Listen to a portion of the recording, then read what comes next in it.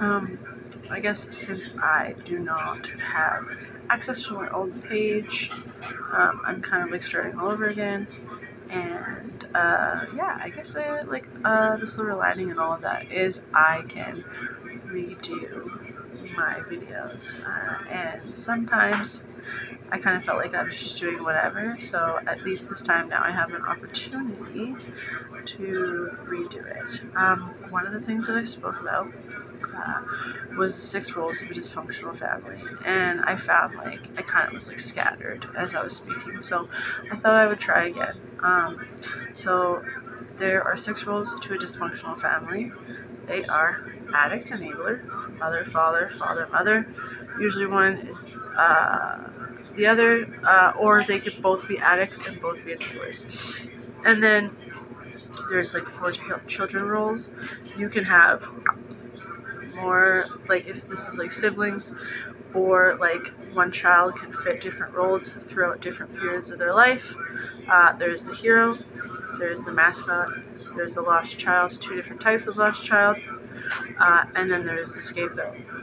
I'm going to focus on the parents right now, so the addict and the enabler, and I'm going to start with the addict. That'll work. I am going to talk about... Oh, it worked? Yeah. Nice. See, I told you. It worked great. And eventually it will it'll work even better, like over time. So, sorry, I digress. Addict enabler. From my perspective, I, throughout my life, have been every single one of these roles because I grew up in a dysfunctional family.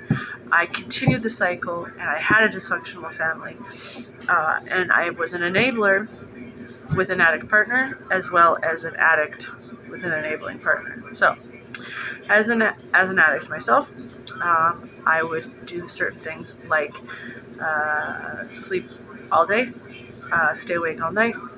I would steal, and I would lie, and I would deny. Most of my time would be spent on the getting and using of substances. I was incredibly aggressive. I was angry. I was disinterested in my family. I was mean. I spent a lot of my time focusing on how to get my next fix rather than on my family. I didn't show up to my family when they needed it. Like, say my daughter had to go to a Christmas concert. I didn't show up for a Christmas concert. If my daughter had an injury, like I wouldn't take her to the hospital, like for fear of getting caught, as well as just an inability to be out of my room because I was using so deeply. I did my best to like maintain the facade of being a normal human being, but in the end, I had to leave because I was spending every penny that I had. I wasn't paying my rent anymore. I was isolating myself from my family, like disappearing for long periods of time.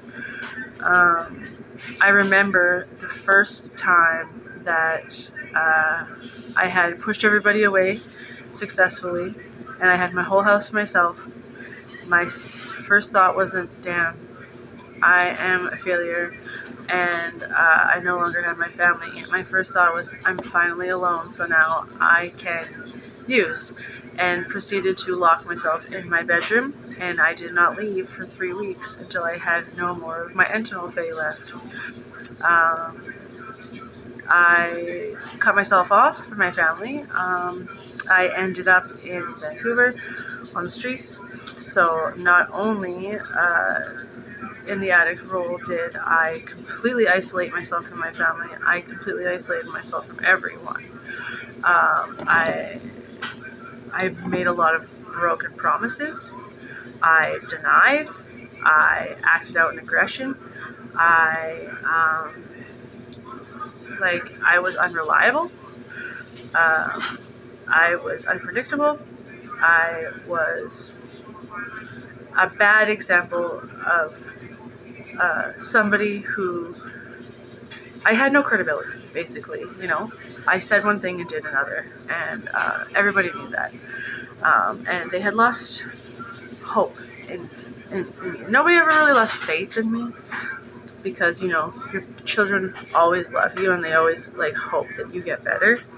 But they definitely lost trust in me. So, but great, thankfully, after being in Vancouver and realizing like how bad it can get, I have successfully come to Calgary and re-establish and maintain healthy relationships where I have consistently proved that I am on the mend. So all is well.